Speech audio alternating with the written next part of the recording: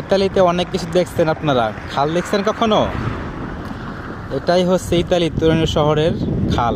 এরকম খাল অভাব নাই, আর অনেক আছে। এই যে পাশেই উপরে দেখেন, মানুষ মনের সুখে এরা বসে আছে। তবে বেশিরভাগ সুখ করে এখানে নেশা করে বসে বসে, যার যেটা মনে চায় ভাবেই নেশা করে।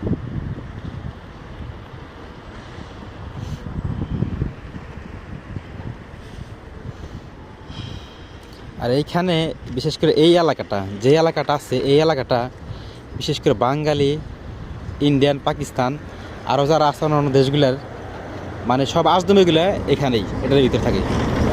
মানে এই এলাকাতে আজদমি বেশি। আবার এদিকে একটু, এখানে একটু আগাইলেই বিশাল বাজার পাওয়া যাবে। সেই বাজারে শুধু বাংলাদেশি না, সব দেশের মানুষ এখানে আছে। মানে যারা